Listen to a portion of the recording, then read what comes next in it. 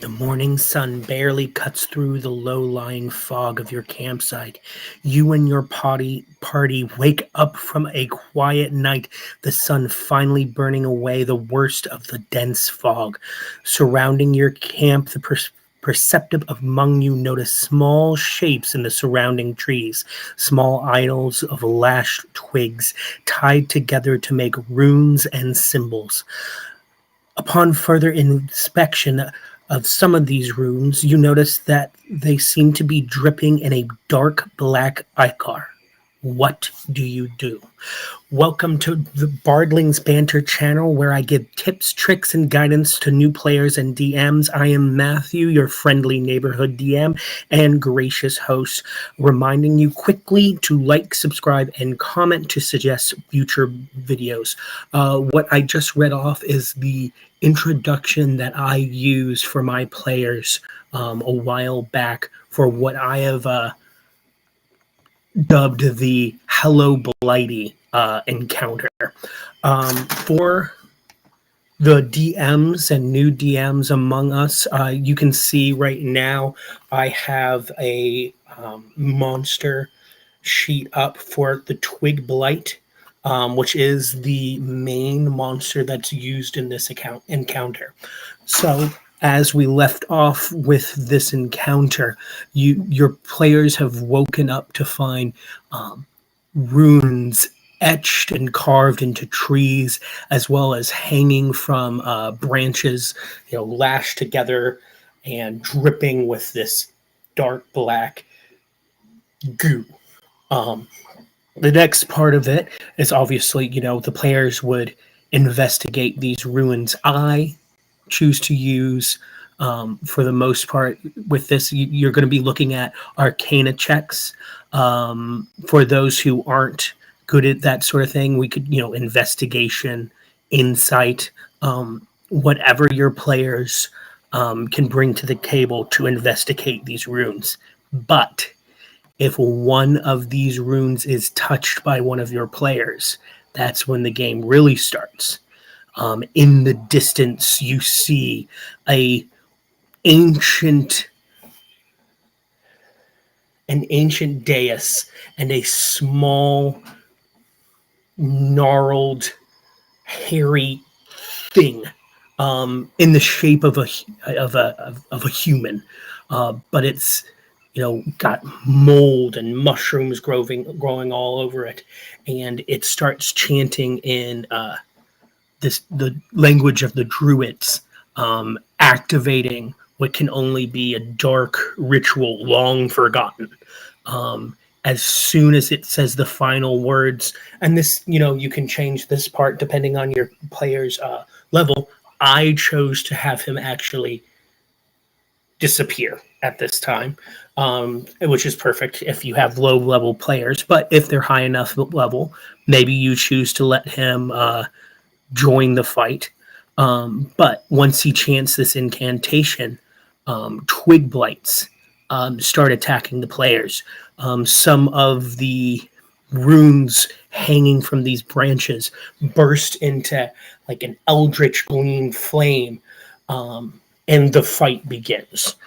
So initially, and again, all of this depends on your party's size, your party's level, your party's capabilities, experience.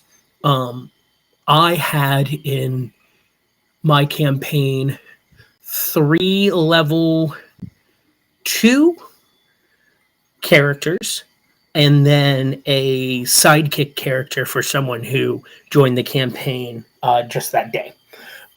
So we're going to say 3.5 players, really. So those players, I started off with 6 twig blights.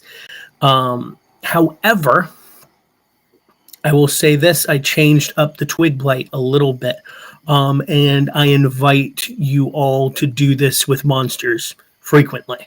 So a twig blight from D&D and Beyond is a small plant, neutral evil, armor class 13, 4 hit points, speed of 20. So it's a little slower than the characters, which is good. And it only has 4 hit points, which basically means For the most part, one hit and they're gone. Senses, it has blind sight. So basically, if you're within 60 feet of it, no matter which direction, it's going to see you. But once you're beyond that 60 feet, it can't see you at all, which is actually really important for this this combat in particular. Languages, it understands common but can't speak. Challenge rating, it has it as 25 experience point. It's 1/8 as the challenge rating. So for each level 1 character, they can fight off 8 of these. So says, the DMG. And then proficiency bonus +2. That doesn't really matter. The only other things that are really important here is obviously the false appearance. When it's motionless, it's indistinguishable from a dead shrub. So that is going to be used in this combat frequently. Damage vulnerabilities, fire, very useful to know. I mean, it's a twig blight. Hopefully your players can figure that out. Condition immunities, blinded, deafened. It can't really technically see, and because it has blind sight, and it doesn't really have ears, so it can't be deafened. Attacks and actions. So it gives a claw attack as a melee weapon attack, +3 to hit, reach 5 feet, hit 3 or 1d4 +1. I always encourage, particularly starting DMs, to take the average. Take the average, and here's why.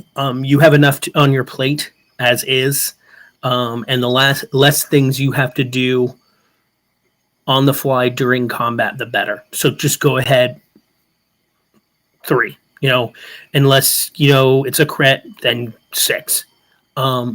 Which again, as I talked about yesterday when we were talking about CR ratings, what I do use is the idea that you've got to focus on if the twig blight lands a critical hit on any of your players, will it kill it in one blow? And at 6 with level 2s, your wizard, if you have a wizard's probably got about 10 HP. So no, it's not going to kill them outright, but it could get dicey. So be careful. So yeah, that's the twig blight from D&D Beyond as is. What I actually use. So back in 4th edition, again, I've mentioned we're in 5th edition. 4th edition, which is not a very popular edition, but that's an entirely different video, had this concept called minions. And I actually really like that concept and use it. The concept of minions basically being cannon fodder. These were creatures that were very, very cookie cutter. You could memorize them quickly. And the biggest thing about them is they only had 1 HP. So this has 4 HP, which is pretty close to 1 HP anyway, but I went ahead and made it 1 HP, which basically meant at a certain point, once my players figured it out, I told them don't even bother rolling for their damage rolls if they didn't want to. Basically, because if you hit, you killed it. So this can actually be really fun for players to be able to just mow down enemies. If you have, particularly if you're a magic caster and you have the ability to attack multiple things at once with, say, poison spray, and you can take down 3 or 4 of these things at once, that feels really good. And you will, in this combat, have to take down multiple at once, because every round, at the completion of every round, and this is again based on 3 level 2 players and a sidekick player, I rolled a d6, and whatever I got, that's how many more twig blights entered the fight. The only way to stop them coming, was to destroy the 8 glowing runes scattered around the campsite. So this meant that the players couldn't just stay in one place and fight off the wave. Nope, they had to be mobile the entire time. They had to use their faster movement speed.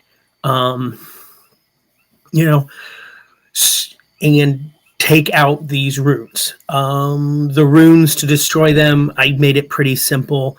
A DC 11 Arcana uh, check if you were a magic caster, or if you choose to use, if you were, say a fighter or a rogue, particularly, use a skill of hand, sleight of hand check to, almost like it's a trap to actually disengage it so that it's no longer glowing. Um, so that's how that worked. So they had to destroy all 8 of the glowing runes, or they were going to keep coming. And I'm going to be honest, this got pretty deadly. All but the paladin in this fight actually had to do death saving throws. And actually, the sidekick character that I mentioned actually died, which ended up working out because it was a temporary character anyway. It wasn't something that he created himself. Um, but this was the entire session, this combat. Some of it was just really poor rolls, really poor rolls on the player's part. Some of it was just them, in my opinion, we're just going to keep fighting and not really taking the time to go, oh wait, they're more just keep coming. We have to actually really focus on taking out these runes. So if you have smart players who like problem solving, maybe this is a combat for you. Suggestions for leveling up this combat. I already mentioned maybe having that, who I've nicknamed Blighty. Maybe have that creature actually join the fight. I did have stats created for him as a low level druid, circle of spores druid. So that is an option. Another option: give a couple of these twig blights some magic. There's no reason that one of these twig blights couldn't use long stride, or one of these twig blights couldn't use thorn whip. Able to use it once or twice, and then go away, or maybe even some of them being able to buff the surrounding blights, to make them a little, maybe be able to take more than one hit. That's up to you as a DM. But keep in mind, you don't want this to be too deadly. As I said, all but the paladin in this combat, for level 2s, granted, we're doing death saving throws. But everyone had a great time, myself included. And this is a great encounter to actually start a campaign with. Because upon completion of this combat, all the twig blights stopped attacking, and returned to their normal form. At this time, if you are a player and not a DM, I would highly suggest not listening. So I'll give you a time there.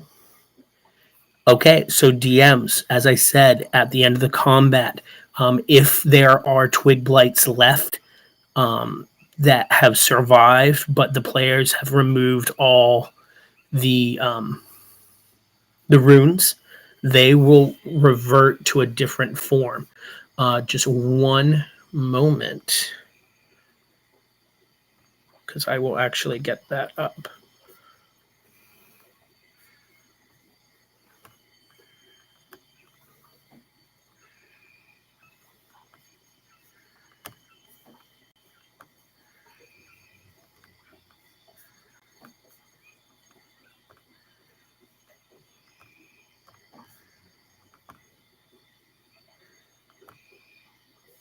Okay, thank you for your patience. So, they revert to what is called a woodwad, or let's see what D&D Beyond says. Woodwode. Woodwode.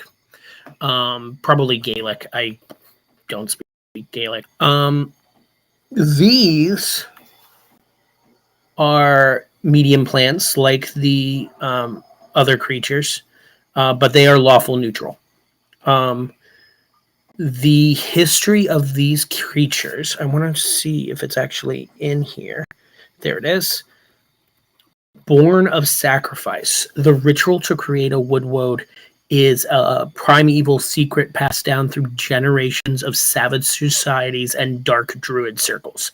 Performing this ritual isn't necessarily an act of evil if the victim to be has entered into a bargain that requires it to be a willing sacrifice. In the ritual, a living person's chest is and the heart removed. A seed is then pushed into the heart and is placed in a tree. Any hollow or crook will do, but often a special cavity is carved out of the trunk. The tree is then bathed in water with the blood of the sacrificed victim, and the body is buried among the tree's roots. After 3 days, a sprout emerges from the ground at the base of the tree and it swiftly grows into a humanoid form. This new body, armored in tough bark and bearing a gnarled club and shield, is at once ready to perform its duty. The one who performed the ritual sets the woodwad to its task and and the creature follows those orders unceasingly. Pitiless protector. Woodward has a hole where its heart would be, just as does the body of its former self, buried in the earth. Those who become woodwads trade their free will and all sense of sentiment for supernatural strength and a deathless duty. Exist only to protect the woodlands and the people who tend them. The woodwad's face is void and expressionless, except for the motes of light that swim around its eye sockets. Woodwads speak little, and when not being called upon to take action, they root themselves into the earth and silently take sustenance from it. Might as well finish it. Upwarded by immortality, like a woodwad needs only sunlight, air, and nutrients from the earth to go on living. Because they are undying, some woodwads outlive their original purpose. The sight a woodwad guards may lose its power or significance over time, or those whom it was assigned to guard might themselves die. If it is freed from its specific duties, a woodwad might often roam to find another place of natural beauty or fey influence to watch over. Woodwads are drawn to creatures who have close ties to nature and that protect and respect the land, such as druids and treants. Some treants have woodwad servants by virtue of age-old pacts with druids or fae that perform the rituals, while others require the services of free woodwads that find renewed purpose in the domain of a kindred guardian. So that's very sad. But what I did with this is so these twig blights, turned back into woodwads. And they did not attack the party. And one of them spoke to the druid in the party in druid speak, and explained that they were tasked with guarding this grove of trees, and that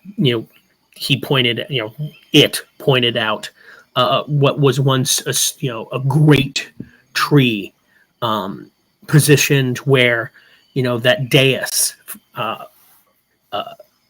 can be seen now, and that this evil creature came and corrupted their grove, and they didn't have the strength to push him back.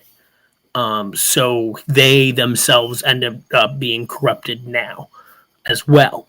So now that that influence has been purged by your party, they can set on the task of healing their grove. And you can take that as far as you want to take it, or change it completely, or not make them woodwoods, or however you want to do it, DMs. That's up to you. This is just a combat that I did that worked really well.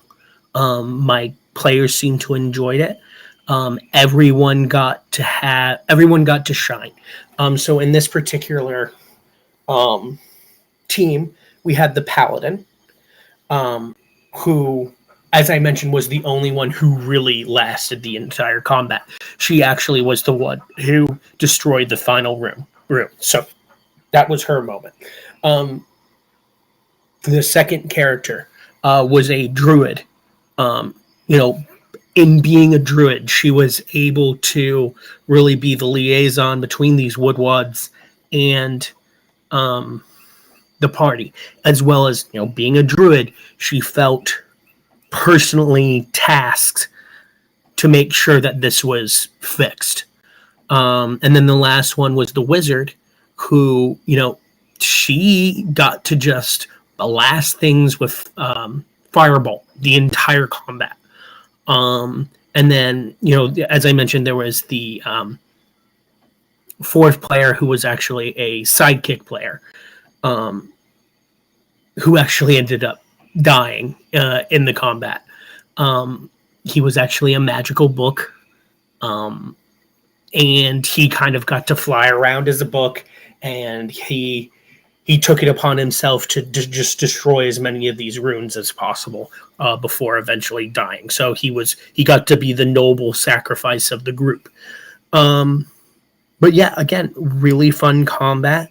I invite anyone to use it, ask me questions, and also just take this as an example of how you can start a campaign. It doesn't have to start in an inn or tavern. It can start with the group already created. Especially if they're experienced players, and even if they're not, sometimes it's good to just hit the ground running, if you will. But again, hope you all are doing well, and once again,